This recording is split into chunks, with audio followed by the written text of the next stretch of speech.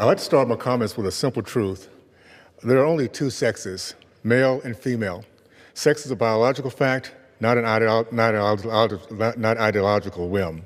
Yet among and across across our country, school districts are actively pushing radical gender ideology on children, in some cases facilitating social transitions without parents' knowledge or consent.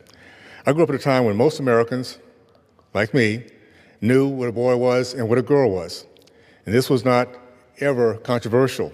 Unfortunately, with the rise of radical gender ideology today, many have lost what we once called common sense. There's another truth that should not be contentious. Parents, not school administrators, should have the ultimate right to make decisions about their child's upbringing.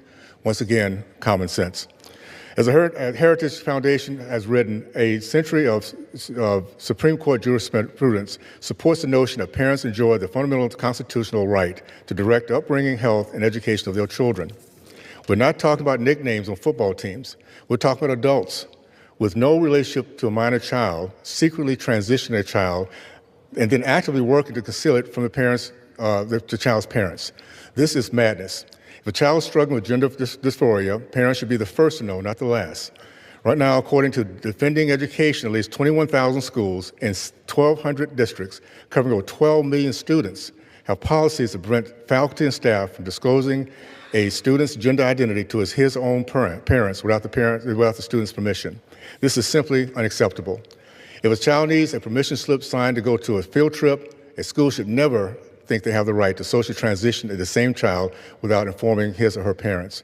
The Stopping Indoctrination and Protecting Kids Act is straightforward. Any district that promotes these ideologies in the classroom and conceals a child's gender transition from parents will lose federal funding. Our school systems should be teaching children how to read, write, and think, not how to turn little Johnny into little Jenny. Not long ago, these ideas would not have been controversial. Today, too many schools want to cut parents out and push their own personal ideology instead.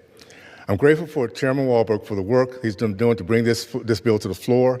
I urge every one of my colleagues to vote yes on this important legislation. Thank you, and I yield back. Chairman yields back.